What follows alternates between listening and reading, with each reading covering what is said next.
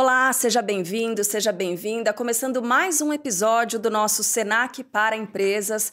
Hoje falando sobre algo essencial para qualquer organização, a sua força de vendas, também conhecida como a linha de frente dos negócios e que trabalha o desejo e a tomada de decisão no cliente, enfim, aquela área que exerce papel estratégico para que aquele produto ou serviço oferecido retorne como lucro. Por isso, o foco do nosso papo de hoje, como é que ações de treinamento e a formação podem garantir maior assertividade e também eficiência na equipe de vendas? Como é que esse trabalho leva o time a alcançar as suas famosas e também temidas, metas? Então, se você é vendedor que busca se aprimorar na área, se é um supervisor, um gerente de vendas que quer melhorar o rendimento da sua equipe, alguém que quer ingressar no setor comercial de repente, ou só uma pessoa que tem vontade de conhecer mais sobre esse universo, não sai daí, porque a gente vai falar sobre muitos pontos e pontos muito valiosos. Combinado?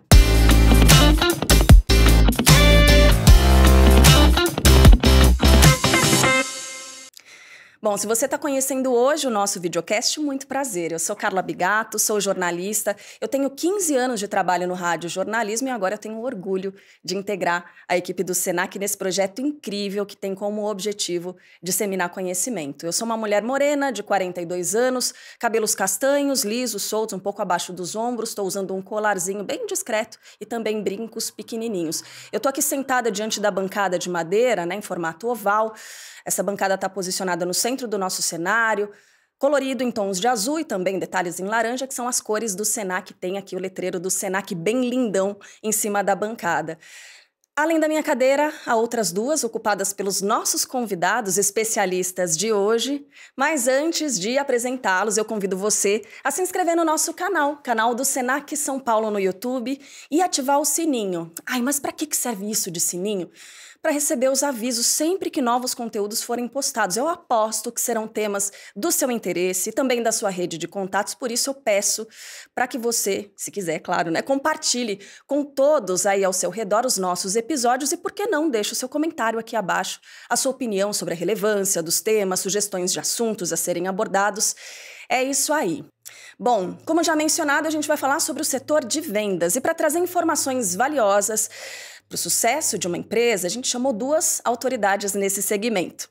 Primeiro, tem mais de 20 anos dedicados à área comercial e de relacionamento com o cliente, vivenciou projetos, liderou equipes de trabalho durante implantações de grandes redes de varejo do Brasil, é especialista em gestão escolar e tem formação que passa por administração e marketing, planejamento, gestão de negócios em comércio e vendas. Atualmente, ele é coordenador de vendas da Gerência de Atendimento Corporativo do Senac São Paulo. Tenho a honra de apresentar Gustavo Luiz Marcolino. Gustavo, seja muito bem-vindo. Obrigada por estar aqui hoje. Obrigado, Carla. Muito feliz de estar aqui com vocês hoje também. Vou aproveitar para fazer minha autodescrição também. Homem branco, estou usando uma camisa branca de manga longa e cabelos curtos, barba também média por fazer e olhos castanhos. É isso aí, e muito conteúdo. E ao lado dele, outro profissional com enorme credibilidade, que também já atua no mercado há mais de 2 décadas, é autor de 3 livros, CEO e cofundador do software Maestro ABM, foi premiado como profissional digital pela Abrad SP, isso em 2017, participou do primeiro time de Growth Hacking da RD Station, foi head de Growth e sócio do distrito responsável pelo primeiro portal de ABM Account Based Marketing do Brasil. Será que eu falei certo? Felipe Spina, que sorte a gente ter você aqui hoje. Seja bem-vindo. Obrigado pela introdução, Carla. Obrigado, falou certíssimo. Obrigado mesmo. Desculpa a voz, pessoal. Estou um pouco rouco, mas não poderia deixar aqui de brilhar aqui. Obrigado, Senac Empresas. É um prazer enorme compartilhar e aprender com vocês aqui, Quando a gente compartilha também, a gente aprende. Fazendo minha autodescrição, eu tenho 39 anos, sou branco, tô com uma camisa de manga longa azul clara e tenho barba por fazer. É isso aí, vamos no famoso começar pelo começo, Gustavo, para a gente entender. Conta um pouco sobre o papel estratégico do setor de vendas nos negócios. Legal, Carla. A pergunta ela é boa, começa óbvia, que é gerar negócios, né? Esse é o primeiro papel. E aí, depois disso, a gente começa a pensar também em situações de empresas que não necessariamente têm negócios que são voltados para gerar receita, elas também buscam, são empresas sem fins lucrativos, buscam ampliar, por exemplo, a rede de atendimento delas, etc. Mas o que é mais interessante em relação ao papel estratégico da venda é pensar em como a roda gira quando a venda inicia um negócio. Tudo começa a partir da venda. Eu costumo brincar que por trás de grandes transformações do mundo tem sempre um vendedor, tem sempre alguém que ativou, que iniciou um negócio, né, através da venda. E aí, se eu pudesse ser um pouco mais específico ainda, se a gente trouxer isso para cada setor, para cada indústria, o impacto da venda para quem está na ponta é algo muito bonito de se ver, de se acompanhar. E talvez fuja até ao que é estratégico para a empresa, mas soa como resultado final. Por exemplo, né, na área de entretenimento, o que um vendedor vende e o impacto de um show ou de uma peça de teatro na vida de uma pessoa depois. No turismo, por exemplo, o que uma viagem significa para uma pessoa. E tudo começa com uma venda lá atrás. E aí, sendo um pouco mais específico ainda, trazendo para a nossa área, para a área de educação, talvez seja uma das áreas mais gratificantes assim, de se trabalhar com vendas. Você consegue, através da venda, é onde tudo se inicia, olhar o impacto da transformação social que a educação traz, de um novo emprego que um profissional consegue, ou de uma melhoria de qualidade de vida para a própria família. Às vezes até de ser um cidadão um pouco melhor, um pouco mais responsável dentro dos seus afazeres, enfim. É o que eu penso em relação à parte estratégica da venda. Não, sem dúvida. É uma experiência que parece infinita até, né? Sim. A gente não consegue mensurar o final dela. Agora, numa perspectiva mais digital, Felipe, como é que as estratégias são trabalhadas justamente para convergir, né, o offline na busca pelos resultados? Muito boa pergunta, porque o Gustavo falou já da venda a ponta para ir para o entretenimento, para a educação. E primeiro, para chegar na estratégia de vendas, né, precisa passar por vários canais, né? Primeiro, canais de marketing, ou seja uma indicação, seja também a pessoa ir num evento e conhecer a pessoa, seja participar de um webinar na internet. Então, eu acho que hoje o principal é o foco de você saber para quem que você quer a persona, e aí você começar a trabalhar os canais certos onde está esse público. Principalmente se eu for trabalhar com empresas, eu quero trazer pessoas jurídicas para vender as certificações, os cursos. Eu preciso saber que empresas são, para eu poder fazer esse delivery, né, de entrega para essas empresas. O que eu vou trazer de experiência? A gente também pode trabalhar vendas como experiência também, não algo chato, né?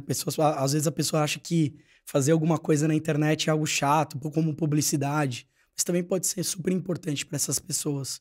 Uhum. Bom, a gente está falando bastante sobre os processos, mas vamos falar sobre as pessoas, porque, né, Gustavo, existe aquele mito popular que enxerga os vendedores como profissionais persuasivos, às vezes até um pouco chatos, eu diria. Queria saber a diferença entre vender bem e só convencer o cliente para conseguir vender. Existe diferença, né? E vale tudo por uma venda? Existe diferença. O Spina tem uma frase interessante no livro dele que fala sobre a importância de conquistar é melhor do que convencer, né, Spina? É isso que eu ia falar. Conquistar é melhor que convencer.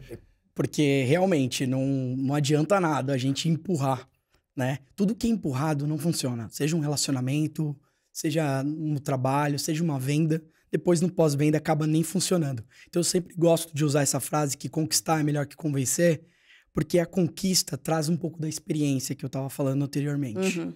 Né? E experiência faz parte de vários atributos que traz a confiança para rolar essa venda.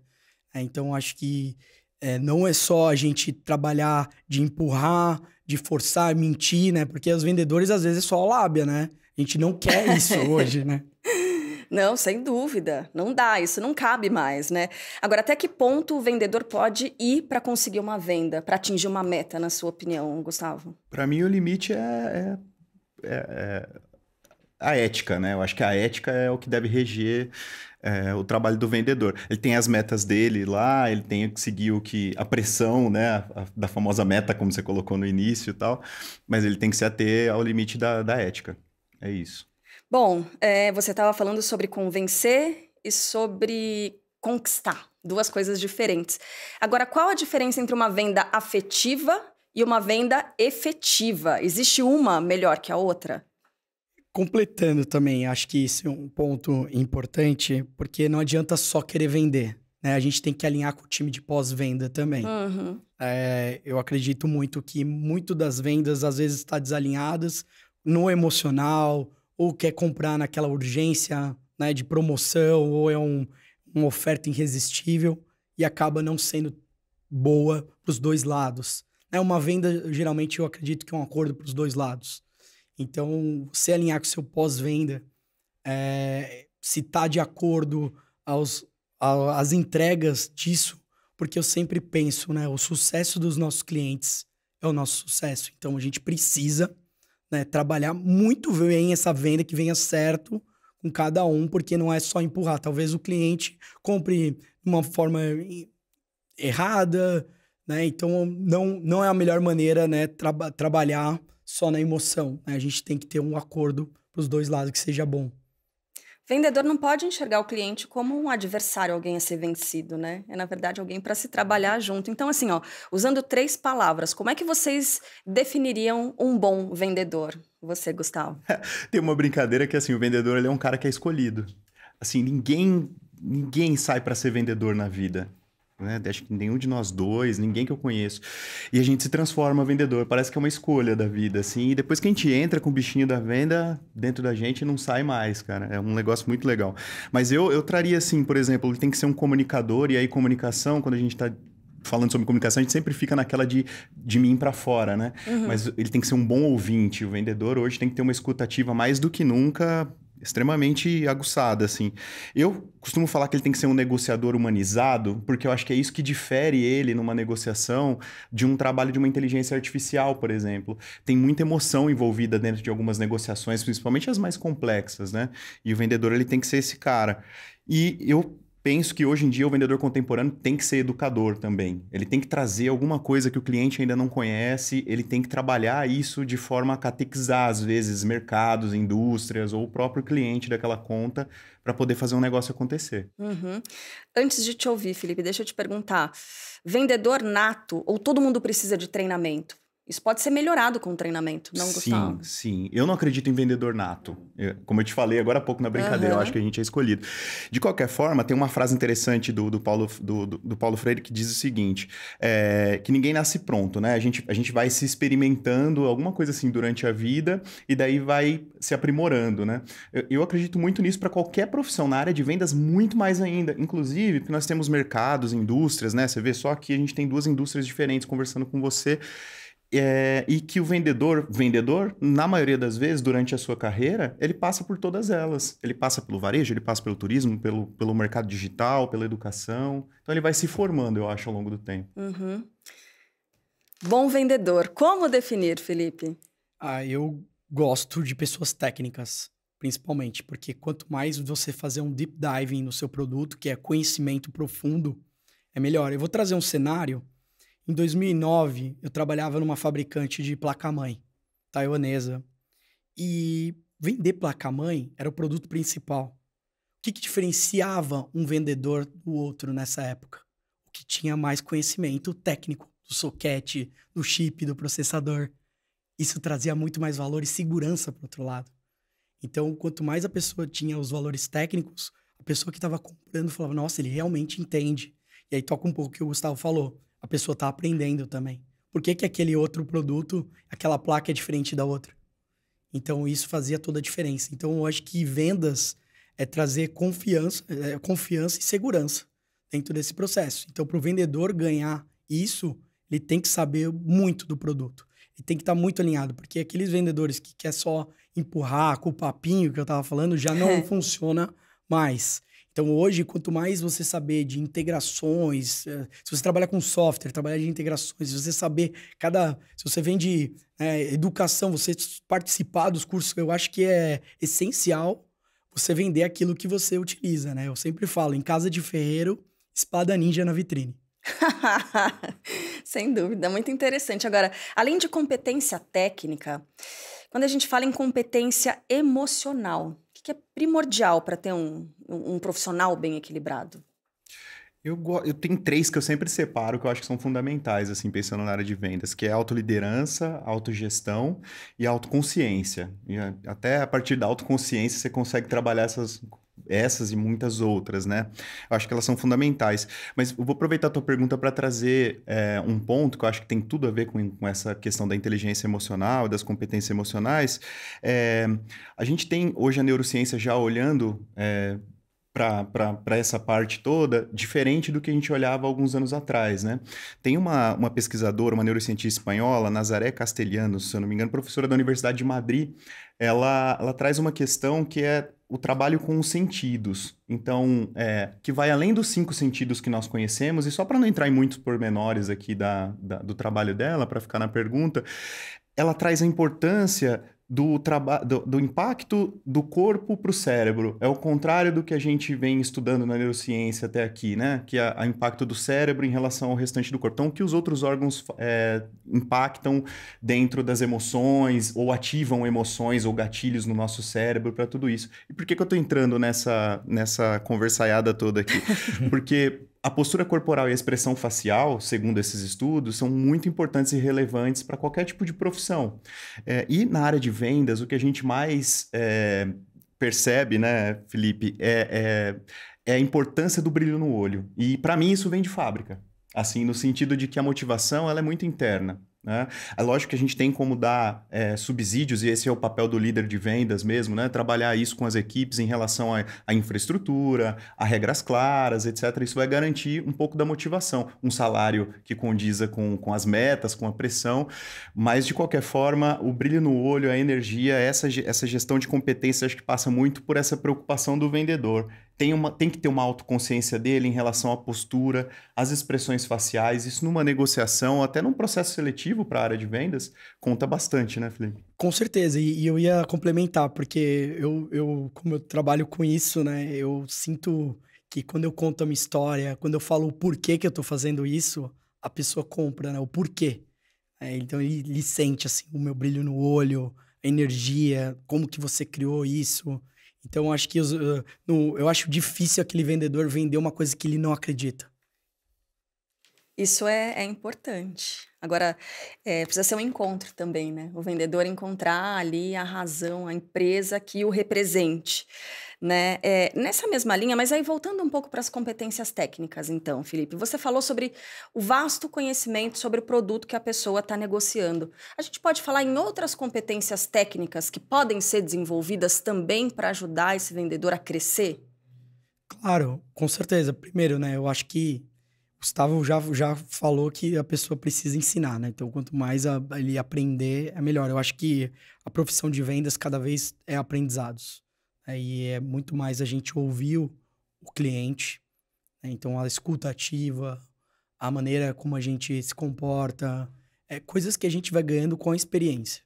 Uhum. Né? A gente vai ganhando, entendendo, ouvindo, percebendo. E uma das coisas que eu acredito que agora, com a parte de internet, que a gente está fazendo isso com dados, que a gente consegue entender muito bem cada tipo de reunião, quantos pontos de contato, quantas reuniões foram feitas, quantos minutos foram feitos.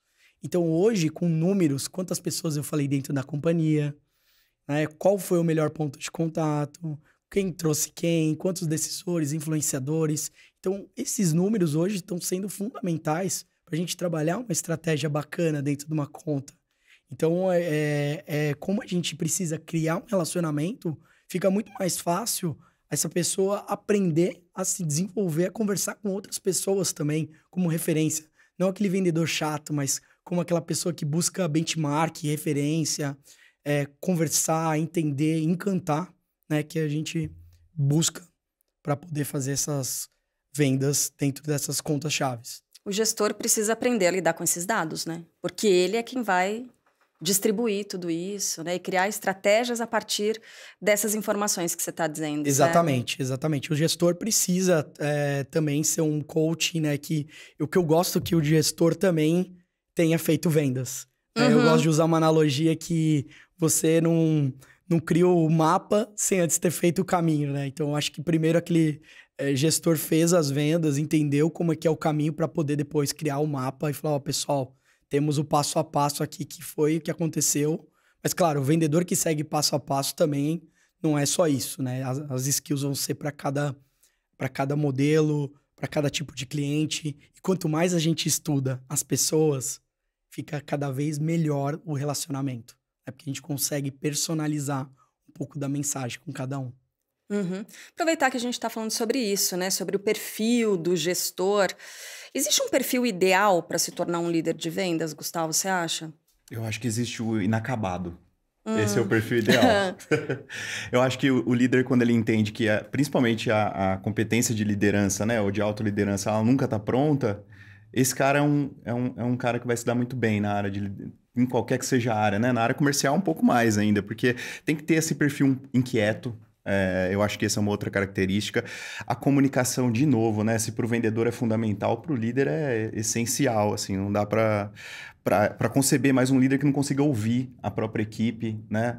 Ou que não consiga personalizar a comunicação, por exemplo, trabalhar de forma individualizada hoje em dia para construir o todo depois a partir do indivíduo, principalmente para essa geração nova que vem aí para o mercado, é fundamental para você construir um time hoje em dia, né? Eu acredito muito nisso. E, por último, eu traria assim, a questão da liderança educadora. Ele precisa saber desenvolver gente, ele precisa saber educar e, para isso, ele precisa investir em formação, ele precisa acreditar nele mesmo, né? Então, assim, terapia para liderança, dentre outras coisas, né? A gente não está falando só de formação técnica, e muita formação técnica, como o Spina trouxe, para, por exemplo, conseguir tomar decisão baseada em dados, em informações, né? Uhum. Importantíssimo, né? Isso, investir em formação em vendas, não? Total. Acho que é um ciclo, como ele falou, inacabável. Você tem que sempre tá buscando o melhor, sempre tá entendendo quais são as tecnologias de ponta para poder melhorar a eficiência em vendas. Hoje tem tanta tecnologia, software, que pode ajudar isso a otimizar, a você tornar isso com uma taxa de aproveitamento melhor.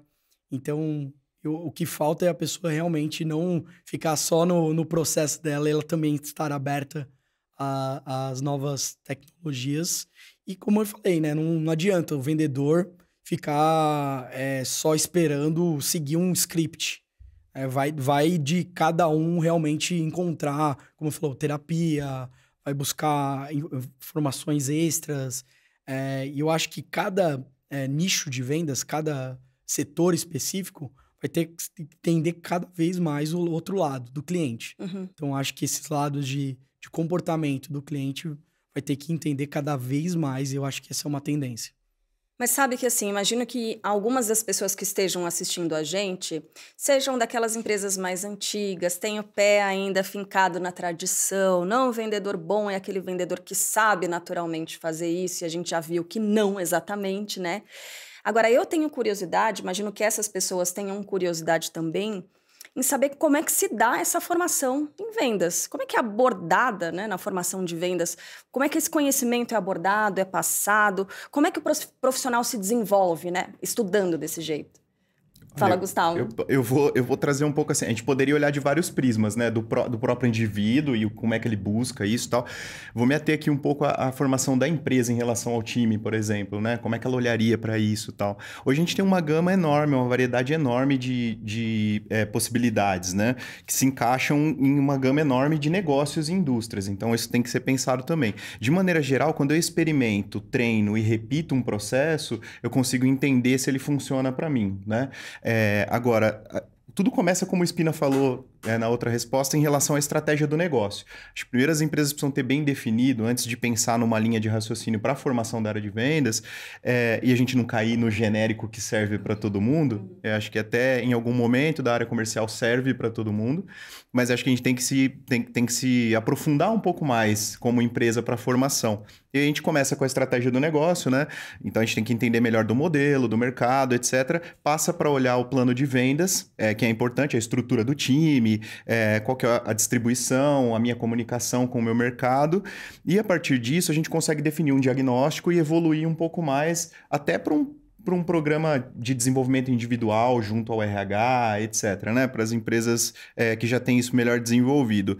E para as empresas que não têm tanta coisa desenvolvida assim, centros de treinamento, universidades corporativas, tem muito parceiro bom no mercado, assim como o Senac, como o atendimento corporativo do Senac. Dá aquela piscadinha para a câmera. Não, mas realmente, gente, o conteúdo do Senac é incrível. É isso. E existem parceiros que estão prontos, assim, como o Senac, para poder auxiliar esse início de jornada de entendimento, né? Como é que eu começo o meu trabalho de formação dos vendedores? Uma dica importante que eu sempre trago para esse tipo de pergunta é ficar atento se o fornecedor que eu estou buscando, o parceiro que eu estou buscando, se foi esse o caso, se ele está atendendo aos valores da minha instituição também, se ele conversa com que eu, como líder ou como estrategista da minha empresa, quero para o meu time de vendas na ponta. A gente falou de ética lá no início, né? Uhum. Esse é um momento que, se a gente não toma cuidado para quem coloca dentro de casa para ensinar o como fazer, é um momento muito estratégico, a gente perde a chance de fazer como a gente gostaria que fosse, né? Então, acho que essa é uma dica interessante. E a fundamental, eu acho, para finalizar essa pergunta assim da minha parte, Spina, é a relação que o líder tem depois que isso é feito. Assim, a cultura de treinamento, a cultura de formação, ela continua muito depois do treinamento em si, né? Então a gente fica achando que vai lá dar um treinamento e aí acabou e tá tudo resolvido. O problema de clima que eu tinha na minha empresa lá, eu vou medir de novo isso depois como RH e vai estar resolvido. E não Passe de mágica, não é isso? Não vai. Depende muito da liderança, da continuidade nessa cultura. Uhum. Como é que faz isso? Eu acredito que cada empresa não tem uma fórmula mágica, né? Então, cada empresa vai ter que criar a sua própria documentação. E isso já é um aprendizado também. Eu vejo para minha própria empresa, né? A gente é uma empresa nova, uma startup, está começando e muita coisa está sendo construída do zero. Todas as documentações, todo o onboard de cada colaborador, né? Quando um colaborador entra, né? Ele passa por um processo e criar essa cultura que é sempre vai ser beta, né? A gente vai sempre atualizar a documentação. Então, acho que isso é super importante para a gente ir melhorando o nosso processo. Como que é o nosso processo de vendas hoje, como que chega, para quem que a gente vende, ter tudo isso já para que cada colaborador que for entrar e a empresa for crescendo, trazer isso já mais ou menos um histórico, já ter os números, né, e passar essa parte que a gente vai implementando. E a maneira que crescer, a gente precisa também trazer fatores externos, né, como referência, como o Gustavo falou, né, ter uma parte de educação corporativa, mas também vale de cada um buscar o seu. Por exemplo, trabalhava em outra empresa, na RD, que a gente fazia imersões para fora do país para fazer estudo, né, e voltava e fazia um projeto. Então, acho que isso é legal. Mas aí é que cada um, o colaborador, criava esse projeto. Entendeu? Como ele falou, não adianta só fazer o curso e tá tudo certo. A gente precisa realmente ver se aquele caso está realmente sendo colocado em prática. Então, dá para perceber que é bem caso a caso, né? O tipo de treinamento, o tipo de desenvolvimento aí, dessa cultura mesmo, né, de vendas. Dá para dizer o que é melhor, treinamento individual ou treinamento coletivo? Ou também é caso a caso? O que você acha? Eu acho que cada pessoa vai ter um elemento diferente, sabe? Tem pessoas que preferem que a empresa pague o que ele vai fazer, que ele vai tomar iniciativa. Então, não tem uma receita também para isso, né? Eu acho que cada um... pelo meu aprendizado aí, falando pessoal, eu acho que cada um vai ter que se descobrir dentro dessa jornada. Né? Você não vai ter não é que você viu uma fórmula pronta ali e você vai meio que copiar. Você vai encontrar o seu modelo e você vai escrevendo, vai documentando. Acho que o primeiro passo é você documentar o que você fez hoje e pegar referências de pessoas que fazem bem isso, né? Para trazer referência para dentro da companhia, trazer como um projeto, trazer como um teste. Então, acho que isso faz uma forma de aprendizagem dentro de um projeto. Então, acho que para cada um criar um projeto dentro da companhia já é super relevante. Gustavo, e para você tem preferência entre treinamento individual ou coletivo? E outra coisa, é uma formação que não é só profissional, acaba servindo para o indivíduo também, ele leva para a vida, né, esse conhecimento que ele recebe na formação para vendas. Sim, ele leva para a vida. É engraçado que a nossa área ela não tem uma faculdade, né? E aí vai do indivíduo buscar essa formação. E isso vai acontecendo de forma muito natural na área de vendas, eu percebo, conforme ele avança um pouco mais também. Estava dizendo há pouco em relação a possibilidades de passagem de mercados diferentes ou indústrias diferentes que um vendedor pode passar ao longo da carreira, né? E nessas passagens ele vai aprendendo muito, né? Como o Spina falou há pouco também. Quando ele está na área de educação, ele busca mais conhecimento de educação. Quando ele está em turismo, ele busca mais conhecimento em turismo. Mas a técnica de venda em si vai de cada vendedor a essa busca. Também existem empresas, também como o Senac, boas empresas no mercado, boas escolas hoje no mercado, que conversam muito bem com o que tem de mais atual, inclusive, na área de vendas, e que podem ser um caminho para o indivíduo buscar essa formação. Eu acredito, respondendo a tua primeira pergunta, que os dois são importantes e acredito muito nessa coisa que o Spina trouxe de buscar se conhecer, né? A gente tem dentro de alguns saberes na educação a questão do aprender a aprender. A gente trabalha muito isso no Senac dentro da metodologia, independente dos atendimentos que nós fazemos com algumas empresas. A gente vê a diferença que isso faz para o resultado final de um treinamento. Quando nós, enquanto fornecedores, buscamos entender um pouco melhor como é que aquela empresa aprende melhor, o coletivo daquilo, né? Ou aquela sala de aula que nós estamos atendendo, mas mais do que isso que o Spina trouxe, a liderança tem um papel de olhar, eu acho, para tentar entender, tentar ter um pouco de sensibilidade para saber como é que cada indivíduo que forma esse time meu aprende, né? Você tem diferentes pessoas que aprendem de diferentes formas. Acho que vai ao encontro disso. Olha, interessante, isso não tem faculdade mesmo, né? A pessoa vai se descobrindo, vai aprendendo. E quando a gente fala em treinamento, dá para falar em carga horária, distribuição de carga horária, período de desenvolvimento, distribuir teoria e prática para se obter melhores resultados. Já há teoria a respeito disso, Gustavo? Hoje no mercado as empresas costumam trabalhar já de forma customizada, né? As grandes empresas hoje que são atendidas, por exemplo, por nós lá no Senac, eles têm essa necessidade de ter a carga horária redimensionada. Então, por exemplo, um curso que tem 18 horas, ele vai precisar ser quebrado. Um curso que tem 50 horas, ele vai precisar ser quebrado, porque as pessoas elas precisam trabalhar além de estudar, né? Essa teoria, e vem ao encontro que você está perguntando, essa teoria toda na prática, ela pode ser difundida e as duas coisas podem acontecer. Na verdade, hoje a gente entende, né? Tem estudos aí que demonstram que o fazer, a prática do que eu estou aprendendo é o que vai me levar 60%, 70%, às vezes 80% de sucesso dentro da minha função. É muito mais a mão na massa do que a teoria, né? Você está sentindo isso na prática também na sua empresa, né? Imagino que medindo qual a divisão mais eficiente entre teoria e prática no dia a dia da sua empresa. O que você está sentindo agora, Felipe? É muito complexo essa ideia, mas assim, Até porque medir o resultado, né, a partir disso é muito difícil. Tem software? Como é que essa mensuração? Dá pra fazer, assim, o que a gente entende, assim, a gente usa o próprio software para vender o software, né? O maestro é isso, né? A gente orquestra pontos de contato. Então, a ideia é da gente melhorar cada vez mais. Então, o que eu acho, assim, o que a gente vai fazendo é meio que trocando... pular de um avião e construir o paraquedas, né? No nosso caso, né? Meio que nessa fase, né? Que a gente tá num estágio que ainda a gente tem pouco recurso, tal, a empresa começando, criando esse modelo de mercado. No nossa metodologia que a gente traz é exatamente para olhar os pontos de contato, aumentar a entregabilidade dentro das contas e também a gente trabalhar com mais pessoas. Então, trabalhando com mais pessoas, eu crio mais relacionamentos e aumento meus pontos de contatos. Perfeito. Agora, venda personalizada pode gerar qualidade na negociação, no sentido de fidelização, fortalecimento da marca, né? Imagino que sim. Qual a melhor situação e forma mais eficaz para usar a venda personalizada? Boa. Vou até fazer um jabá aqui, Carla, se puder, ó.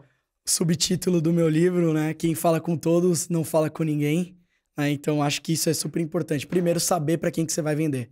Né? Eu acho que é você definir quem são as empresas, quem são as pessoas. E não existe personalização, Carla, sem dados. Então eu preciso saber quem é o comportamento, o time que a pessoa torce, as dores dentro da empresa, se a minha solução soluciona o problema da companhia, né? Não adianta nada. Então saber mais da empresa, da pessoa, principalmente de pessoas, né? A gente não tá comprando prédio com prédio, né? Então, a gente tá mesmo trabalhando com empresas, a gente precisa também construir esse relacionamento. Por isso que eu falo que a entregabilidade, né? De trabalhar com mais pessoas e trabalhar com mais pontos de contato, trabalhar com experiências. Por exemplo, vou te mandar um gift card, né? Um vale-presente do iFood para você falar comigo, ou levar você num evento. Então, trabalhar com experiências, né? Que a gente consegue trabalhar pontos de contato, que isso ajude, né, numa personalização que a gente acha que funciona melhor. Já foi provado isso, e é a chave para melhorar cada vez mais a forma da gente abordar e conversar com as pessoas. O que é que vai acender o interesse da pessoa? Posso dar uma olhada? Claro. Deixa eu mostrar aqui. Ai. Felipe Spina, personalização. Quem fala com todos não fala com ninguém. Personalize seu marketing digital. É isso aí, bonitão, hein? Muito legal. Bom, daqui a pouco tem dica de leitura da editora Senac, mas aqui tá mais a primeira dica. Gustavo, deixa eu perguntar sobre formação de líderes e gestores. A gente tá aqui com teoria, né? Mostrando para as empresas que existe sim teoria a respeito do desenvolvimento em vendas. Formação de líderes e gestores em vendas. Quais aspectos devem ser trabalhados ou mais trabalhados, né? A formação, na verdade, eu acho que ela passa... A gente falou um pouco disso há pouco, né? Em relação a como é que os vendedores eles podem buscar isso de forma individual, né? Essa formação, ou os líderes têm que ter essa atenção, e as empresas, eu acho que é uma mescla de tudo isso, né? Hoje o que a gente encontra no mercado e que preocupa um pouco, Carla, é assim, um investimento gigantesco, às vezes em ferramentas e tecnologias que são super importantes, como o Spina está trazendo aqui, né? Mas eu acho que, às vezes, as empresas estão sucateando a área de vendas em alguns momentos, né? Quando a gente chega para apagar um incêndio, muitas vezes, né? Então, não, chama o pessoal do Senac para eles virem aqui, porque a gente precisa de treinamento e isso aqui vai resolver o problema que a gente tem aqui. Tal do passe de mágica. Exatamente. Que não existe. Não existe.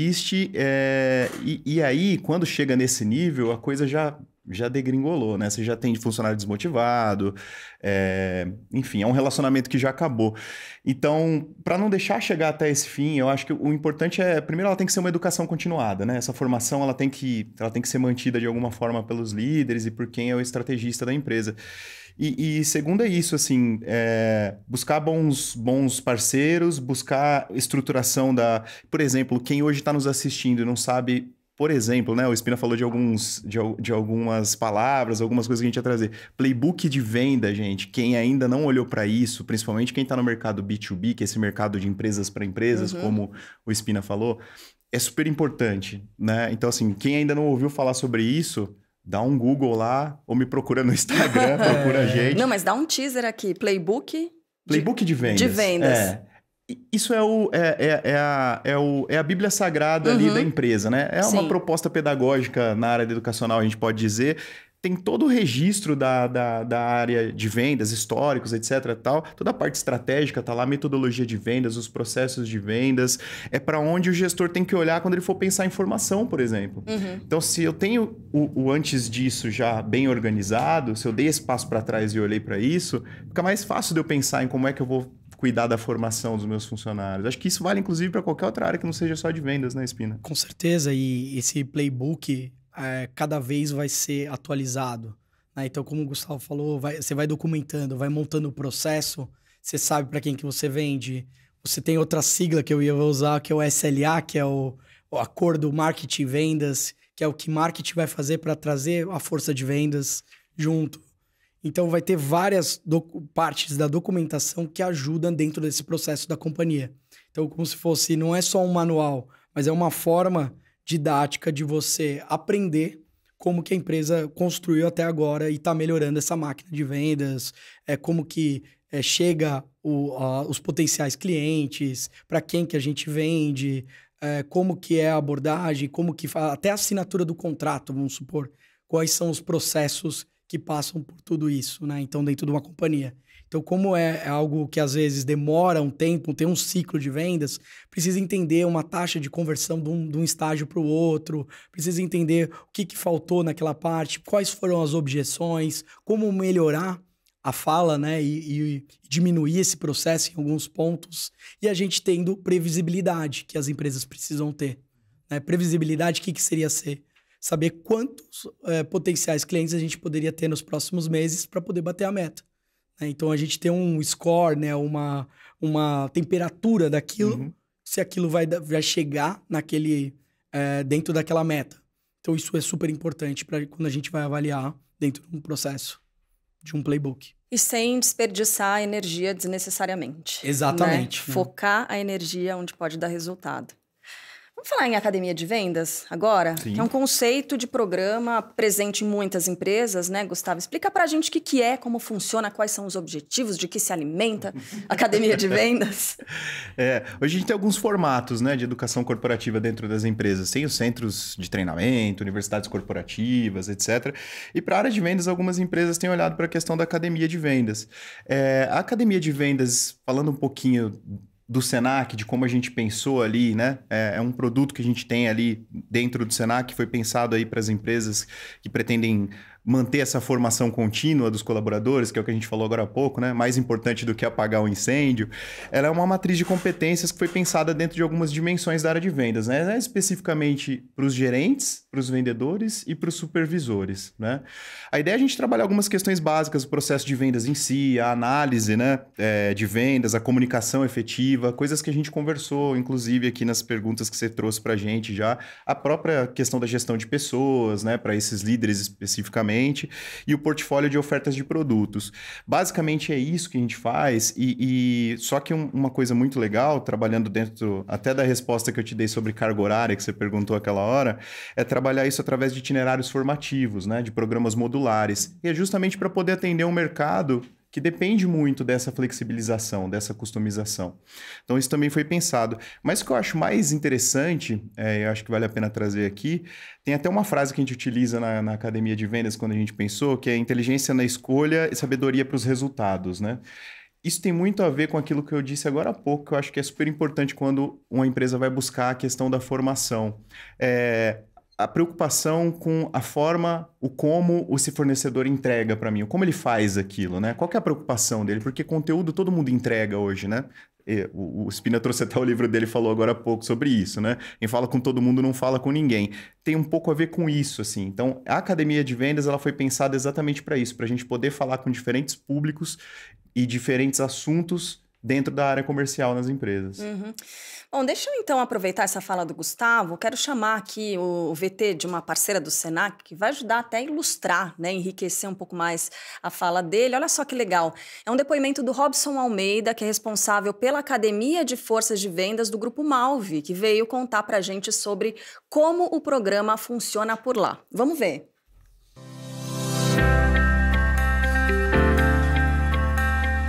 A parceria entre o Grupo Malve e o Senac, ela nasceu a partir de uma necessidade que a gente tinha aqui internamente, por conta da expansão do nosso canal do ATM, e a gente iniciou a captação, né, a contratação de profissionais do mercado. Esses profissionais, eles chegaram até nós trazendo uma bagagem, e a gente precisou direcionar em algum momento essa bagagem que eles trouxeram para poder criar o nosso jeito de fazer varejo. Então o que a gente fez foi construir junto com o Senac todo um roteiro de como seria essa capacitação desse novo profissional para que ele pudesse fazer um atendimento consultivo do nosso lojista parceiro. Ao longo desse processo, o aprendizado que a gente vem tendo com o Senac é muito de troca, porque o Senac ele dá total abertura para que a gente possa contribuir dentro do conteúdo. Então, essa estrutura é o que tem feito garantir o sucesso desse projeto. Na escola de varejo, os treinamentos acontecem de forma online, uma vez por semana, e onde a gente pode tirar dúvidas com o consultor do Senac sobre o conteúdo que está sendo apresentado.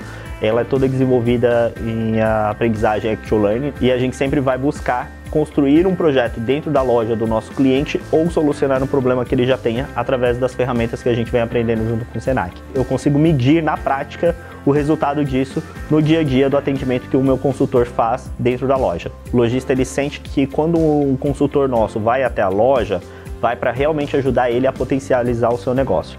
Não só para cobrar ele de fazer de uma determinada maneira, mas apontar os caminhos e soluções que ele pode seguir para a gente chegar no resultado em comum. Esse fato para a gente é muito importante, quando a gente aumenta a percepção. Isso surtiu resultado para a gente nesse último ano, porque a gente recebeu a premiação da Associação Brasileira de Franchise, né, de franquias, reconhecendo o trabalho que a gente tem aqui dentro do Grupo Malve de entrega de valor através da nossa franquia. Então, quando um empreendedor ele resolve fazer um investimento com a gente para poder abrir uma franquia, a gente garante para ele que ele vai ter o apoio de ponta a ponta, com um profissional que vai atuar dentro do negócio dele, ajudando ele a potencializar esse negócio. Pô, super interessante, né? E aí me passou pela cabeça o seguinte, além da cultura de vendas, tem a cultura da própria companhia, uma coisa tem que muito conversar com a outra, né? Imagino que esse programa da Academia de Vendas do Senac, né, ajude a proporcionar isso também, né, Gustavo? Sim, essa conversa tem que acontecer, com toda certeza. Hoje a gente dispõe, é uma conversa meio metalinguística, né? Porque a gente dispõe de uma equipe de vendas para falar sobre vendas com outras empresas na área de vendas, Pois né? Mas é disso mesmo que a gente está falando. E muito preparada para poder, principalmente, fazer esse diagnóstico, entender melhor a respeito de como é que, né? A gente tem empresas em diferentes momentos, como o Spina trouxe, né? Tem pequenas empresas, grandes empresas, algumas pequenas, inclusive, com material melhor elaborado, às vezes, do que muitas grandes empresas que ainda precisam investir. E é isso, acho que tem que ter uma equipe preparada para atender, a gente está pronto para receber. E uma equipe por trás, que eu acho que é super importante comentar também. A área de vendas não faz nada sozinha, então, né? E como diria um chefe meu, um gerente que eu já tive, quem não vende ajuda a vender, né? De alguma forma, né? Uhum. Então é disso que a gente está falando, que tem uma equipe muito bem preparada por trás que garante também o sucesso das entregas que a área de vendas se propõe a fazer, né? Uhum. O Felipe já falou do contato, né? Da área de contato ali, de vendas e marketing. Então vamos falar do papel do marketing agora, Felipe? Quais as ferramentas auxiliam o processo de venda, como a própria ABM, por exemplo? Sim, com certeza. Hoje, Carla, a gente vê que tem muita forma da gente alinhar as duas áreas, né? Eu sempre trabalhei em empresas que a gente chama marketing e vendas de cobertor curto. Joga pro marketing, joga pra vendas. Clássico, né? Marketing que gera lead ruim, vendas que não é eficiente. Acabou essa...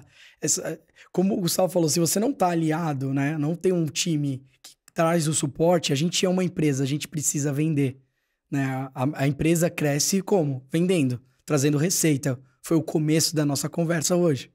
Então, o marketing e vendas tem que estar alinhado nos materiais, as empresas-alvos que a gente vai trabalhar. E o ABM, né, o marketing baseado em contas, né, que a gente trabalha, a gente não desperdiça dinheiro ou tempo para empresas que estão fora do nosso perfil ideal de cliente.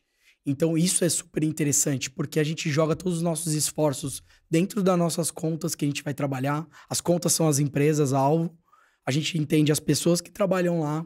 A gente monta conteúdos personalizados para cada pessoa, cargo diferente. Então, o RH recebe uma mensagem diferente, compras recebe uma mensagem diferente, área de compliance, área de vendas, cada área vai receber uma mensagem diferente e a gente vai orquestrando esses pontos de contato para criar um relacionamento. Não é só mandar um oi para Carla, oi Carla, oi, vamos marcar. Sumida. Oi Carla, vamos marcar uma reunião e fechar um contrato? Não funciona assim numa grande companhia.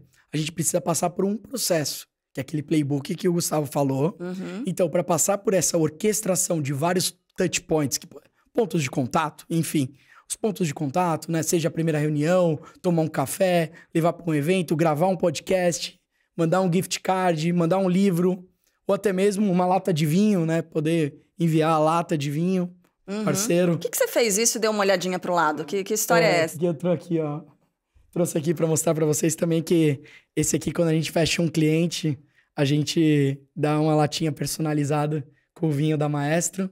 Então, estava aqui já. Olha o resultado de treinamento, de desenvolvimento. Isso aqui, gente, olha, o vendedor, né? Como não fechar negócio com essa pessoa que manda ainda uma latinha de vinho? A gente fala que brinde não é uma caneta, né? Brinde é quando duas latas batem. Isso é verdade. Olha lá. Você tá vendo, Gustavo? Sensacional. Agora, as empresas estão preparadas para receber dessa forma, a entender a mensagem dessa forma? Eu acho que a gente tem que trabalhar na permissão, né, Carla? o marketing da permissão. A gente nunca vai mandar uma coisa se a pessoa não permite. Isso é muito invasivo, né? A gente odeia mensagens indesejadas. Não sei o quanto você utiliza o LinkedIn, mas LinkedIn, e-mail, WhatsApp, toda hora as pessoas mandam mensagens indesejadas. A gente não gosta. Então, a gente acaba entendendo o momento ideal para poder mandar umas mensagens. A gente criar esse relacionamento, ouvindo podcast, a Carla me conheceu, depois vai fazer um outro evento. Então, é você ir num processo. Você não vai logo de cara já mandar um brinde para a pessoa, não funciona. Você vai ter que primeiro trabalhar pontos de contato, né? A pessoa participar de um evento, ela te conhecer. Até porque você não ia dar seu endereço para enviar isso aqui se você não me conhecesse. Não é? Não, sem dúvida. Perspectiva digital, Gustavo. Quais ferramentas podem atuar como grandes parceiras para os profissionais de venda? Ferramentas, a gente tem o próprio Maestro, né, que o Spina já falou aqui agora. A gente tem CRMs muito bons no mercado hoje, né, que garantem aí, que facilitam a vida do gestor e dos vendedores, né, em relação à gestão da carteira, dos resultados, etc. Você tem uma gama, eu volto de novo, né, eu acho que hoje a gente tem que dar um passo atrás e tentar entender o que se encaixa no meu mercado, na minha indústria e para o modelo de negócios que eu tenho, né? Algumas dessas melhores tecnologias ou ferramentas que a gente tem por aí, talvez não sirva para o teu negócio. E aí é um investimento alto que você vai ter para um retorno pequeno, né? Eu acho que vai além do valor que você investe em tecnologia hoje. É muito mais a ferramenta certa, né, Spina? Eu acredito muito, assim, tem uns dados do Google que empresas 20 anos atrás tinham, sei lá, 2, 3 ferramentas. Hoje, elas estão, acho que, multiplicando por 10 vezes.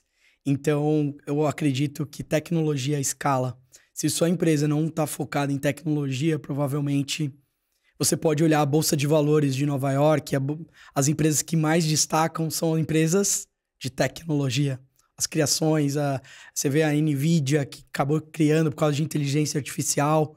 Então, se você não está investindo em tecnologia e pessoas também, né?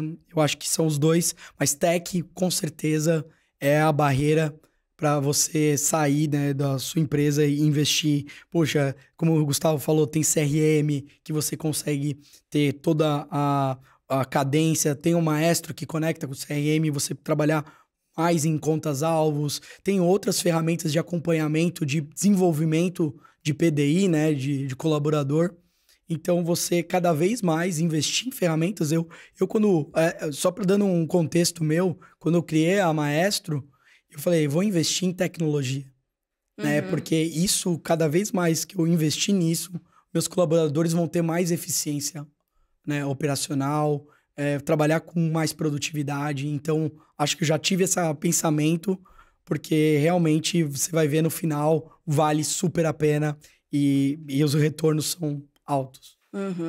Bom, a gente está conversando, como a gente disse um pouquinho mais cedo, né, com gente que tem o pé fincado ainda na tradição, tem um certo medo de investir em tecnologia. No episódio anterior aqui do Senac para Empresas, a gente falou de atendimento. E aí, ó, tem link aqui embaixo, você pode explorar aqui nessa página no YouTube para descobrir os episódios anteriores. A gente falou de atendimento e algo fundamental para atendimento é o ser humano, a pessoa que está ali trabalhando, que tem contato, né, com o cliente, com a pessoa que vai ter experiência com aquela empresa. Agora, a tecnologia, ela pode ajudar, otimizar, né, esse fator humano. Com certeza.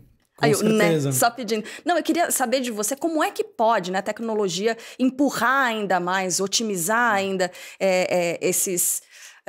o que o ser humano tem de melhor, né? Eu acho assim, a produtividade, né, que você, de vez de você hoje ter achismo, né, de você, eu acho, você trazer números e fatos de histórico, né, Carla, acaba ajudando muito no processo, para você cada vez otimizar e melhorando um processo através de número. Então, ferramentas trazem isso. Né? Então, acho que no nosso desenvolvimento, o modelo de vendas que era antigamente, hoje a gente consegue fazer mais rápido, hoje a gente consegue otimizar, hoje a gente consegue ter uma entregabilidade que a gente não tinha. Né? Então, acho que com inteligência artificial a gente está conseguindo construir mensagens, está conseguindo construir vídeo, materiais. Então, a gente poder utilizar a tecnologia a nosso favor. Né, para a gente poder realmente construir personalização, né, do que a gente já vem fazendo, com uma forma mais eficiente, mais rápida, coisas que demoravam muito tempo para poder fazer. E também, né, na área de educação, né, na área de aprendizagem, da gente pegar, utilizar essas tecnologias para aprender mais rápido, né? Para a gente ver quem já... Uma das formas mais eficientes de aprender é você olhar um cliente que já fez, né? A gente chama isso de estudo de caso lá, quando a gente mostra. Quando, por exemplo, eu vendi para um cliente que é um software de segurança, um exemplo. E aí, quando eu vou falar com outro cliente desse mesmo segmento que passou por isso, olha, a gente resolveu esse problema porque a gente fez isso, ele se vê já dentro disso. Sim. Então, é uma forma de aprendizagem através de um caso de uso.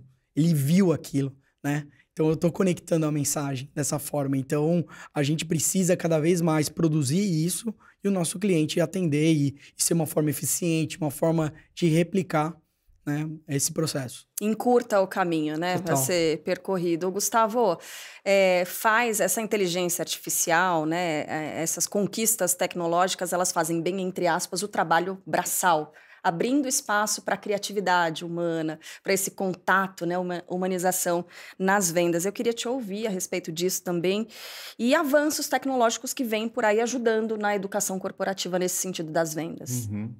Dá um frio na barriga, né, essa história de inteligência artificial. Ou se dá. Eu tenho uma visão muito positiva, assim, otimista sobre o que está vindo por aí, né? A gente está achando que só no início ainda desses chats e tudo mais que vem aí para contribuir, mesmo na questão da aprendizagem, como o Spina falou. Eu acredito que essas coisas venham a somar. Pegando a área de vendas, assim, para mim, enquanto tiver um ser humano do outro lado precisando ser atendido, vai haver necessidade de existir um outro ser humano para atendê-lo também, né? Eu vou voltar de novo naquela brincadeira que eu fiz lá atrás. A inteligência artificial, eu acho que a hora que a gente tiver uma emoção artificial, talvez a gente não precise de tanta gente mais ao redor, né? E aí acho que a gente precisa pensar se a gente quer isso também, né? Porque somos nós que estamos produzindo isso, né? Não é? Não é? Então, como a gente não tem isso, para mim sempre, enquanto tiver emoção nas negociações, nesses meios, a aprendizagem ela é feita por emoção, a gente vai precisar de um outro ser humano, né, do lado. Então, tudo que vem para somar. Acho que tem que ser bem pesquisado, como eu falei anteriormente, bem procurado, para o investimento que hoje não é barato hoje para tecnologia de ponta, especialmente no Brasil, que anda sempre atrás. Então, o empreendedor e o próprio vendedor, ele precisa estar atento ao que ele vai fazer de investimento, mas tem que procurar, sim, entender um pouco melhor. Tem que se atualizar muito, gente, porque as coisas estão mudando com uma velocidade muito rápida, como o Spina falou agora há pouco, mas a gente tem base, tem fornecedor, tem conhecimento, precisa só procurar e saber entender onde é que isso está instalado. É muita coisa. Imagino que quem trabalha com vendas, o vendedor está assistindo a gente, está falando, ai meu Deus, além de tudo que eu já tenho, agora eu tenho que estudar, tenho que me atualizar. Tem, sim senhor. Mas tem também essa coisa da meta. Atingir meta é o sonho de todo mundo que trabalha com vendas, mas é uma pressão danada que pode afetar, né, psicologicamente o profissional. Como é que a empresa pode prevenir para que isso não se torne uma atividade insalubre? Isso é um tema bem sensível, né? Porque se a gente for pensar, poxa, a empresa coloca uma meta super agressiva, né? E faz com que a atividade emocional da pessoa também fique abalada, né? Eu sempre gosto de trazer números que sejam realmente mais conservadores e que a gente faça acima da meta, né? Esse é o melhor cenário. Claro. Porém, a gente entende que, em alguns casos, a gente precisa criar um modelo para que isso tenha uma média, né? Não que também senão a companhia também fique ruim.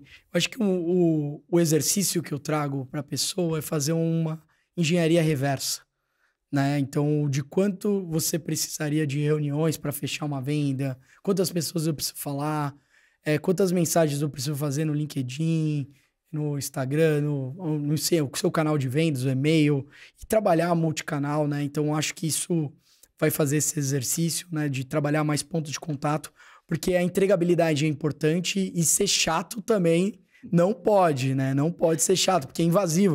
Não adianta a gente ficar, e aí, vamos fechar? Porque essa é a parte do follow-up, né, que a gente fala. Tem que ficar lá, e aí, vamos fechar, Gustavo? Fica um negócio meio Ou aquela pessoa, aquele famoso vou ver e te falo, né? Vou ver e te aviso. E não é legal pros dois lados, né? Então, eu acredito que cada vez mais a gente entregando valor, né? E trabalhando isso, vai deixando a nossa mente mais saudável. Porque a gente trabalhando uma engenharia reversa e sabendo mais ou menos quanto que a gente precisa ter para voltar atrás e ter esse número, né?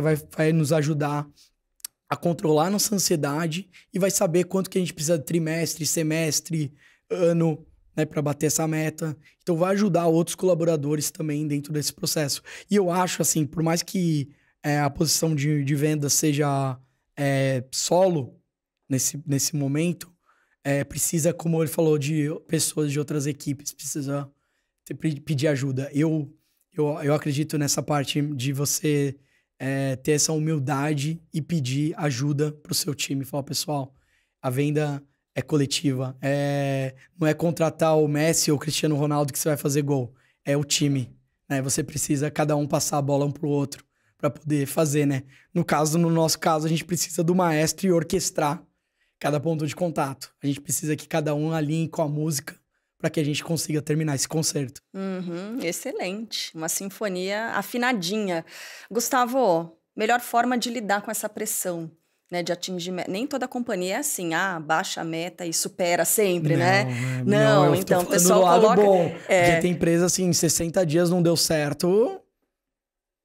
Não dá, já tchau, né? Tchau. Cartão amarelo, vermelho, acabou. Gente, então, como lidar com essa pressão? E frustração de não atingir meta sempre, né?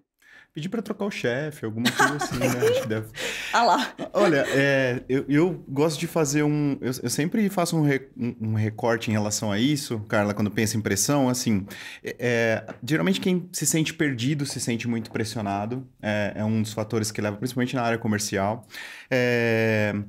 Ou quem não tem claro o que tem que fazer, né? Então, eu sempre penso assim, ó... Quem está trabalhando sabendo claramente o que tem que entregar, sendo bem remunerado ou de forma justa pelo que tem que fazer, e com a estrutura ferramental, etc., apropriada, mesmo que haja alguma pressão, vai saber corresponder ou vai saber responder, dizer o que está acontecendo em relação, por exemplo, de repente ao mercado que não está respondendo, ou alguma coisa do tipo, ou está me faltando realmente estrutura interna.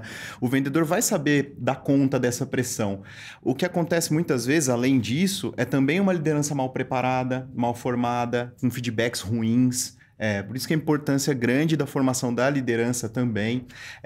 Isso impacta muito nessa questão, né? O Spina estava falando, né? Demite-se muito rápido, né? Não se prepara. Na área de vendas tem um ditado muito ruim que a gente encontra por aí, às vezes, na boca da liderança, que é aquela coisa de, eu vou formar para o mercado, sabe? Eu vou formar meu vendedor aqui, daqui 2 semanas o cara saiu e eu formei um vendedor para alguém. E isso não acaba nunca, né? E precisa acabar, porque eu também vou receber gente formada de outras empresas, né? Essa é a dinâmica do mercado mesmo. Então, eu penso sempre que para trabalhar pressão, a gestão tem um grande papel, um importante papel, e ela pode trabalhar isso de forma individualizada, eu acho que o resultado é melhor, né? Trabalhando essa questão do alinhamento de valores da instituição, prestar atenção se ele tem a estrutura correta para o trabalho, como eu falei há pouco, né? Se as regras estão claras, né? E são compatíveis, né? Para que uma meta gigantesca se eu não vou conseguir alcançar, né? Esse superdimensionamento só causa frustração e pressão, né? Então, acho que é mais nesse sentido, assim, é um cuidado que a gestão tem que ter em relação ao colaborador, até para não perder muita gente boa hoje em dia. O mercado está bem concorrido e algumas empresas oferecem ambientes saudáveis para esse vendedor e ele não fica por dinheiro algum nessa empresa. E quando você perde um vendedor bom, Carla, ele leva com ele uma carteira de clientes bem interessante, uma receita gorda junto com ele. Então, é bom prestar atenção nessas perdas aí, nesses funcionários. Bom, gente, estamos chegando aqui ao fim desse belíssimo episódio, com muito conteúdo também. Então, deixa eu agradecer mais uma vez ao Gustavo. Gustavo, por favor, deixa aqui seus meios de contato, né? @ e tudo mais. Claro. Pode me procurar no Instagram, acho que é mais fácil. Gustavo Luiz, com S. Gustavo Luiz Marcolino. E no LinkedIn também, fiquem à vontade. Vai ser um prazer bater um papo com todo mundo. Foi incrível, muito obrigada por ter vindo, Obrigado, viu? Carla. Felipe Spina, por favor. Obrigado, Carla, por moderar aqui. Gustavo, uma troca muito boa. Senac, obrigado pelo convite. Estou muito feliz aqui de poder ter compartilhado um pouco do que eu venho trabalhando em vendas, né? Eu achei muito legal. E também aprender um pouco o que a gente falou. Meus contatos é Felipe Spina, né? Nas redes sociais é F Spina, tudo junto. Spina, F Spina. Tá. S-P-I-N-A. S-P-I-N-A. Isso, F Spina em todas as redes sociais. E será um prazer aí quem entrar em contato aí e falar com a gente sobre um assunto que eu adoro. Conversa excelente, gente. Muito obrigada. Bom, e antes de encerrar esse episódio que foi tão legal, deixa eu chamar a atenção de você, gestor de empresa, empreendedor, líder de equipe, de departamento. Como a gente comentou, né? O Senac tem uma gerência de atendimento corporativo exclusiva para atender o público PJ e para trabalhar em soluções de educação e também em desenvolvimento, todas customizadas para a sua organização. Cursos com a qualidade da marca Senac, ministrado por especialistas em formação profissional. Então, se você quiser marcar uma conversa com o nosso time, é só acessar o site, que é o seguinte, corporativo.sp.senac.br. A gente coloca aqui na descrição também desse episódio, corporativo.sp.senac.br, porque não há dúvidas de que tudo que o Senac pode oferecer vai dar um up, né, na evolução aí dos seus funcionários. Fechado? Então ficamos assim, muito obrigada por você que acompanhou até agora. Só lembrando, se você quiser, pode se inscrever no nosso canal do Senac São Paulo no YouTube, receber a notificação sempre que houver novos conteúdos. Será que alguém que você conhece também pode se interessar por tudo isso que a gente discutiu aqui? Se você lembrou de alguém, então compartilhe com essa pessoa o conteúdo, assim como os cortes desse programa que a gente vai lançar aqui mesmo no YouTube e nas redes vizinhas, combinado? Então, repetindo, o nosso canal é o Senac São Paulo, onde você acompanha também um outro podcast que é incrível, que é o podcast Senac São Paulo, apresentado pela magnífica dupla André Vasco e Didi Couto. Muito obrigada pela sua companhia. Espero poder contar com você no próximo episódio. Um beijo, tchau, até mais.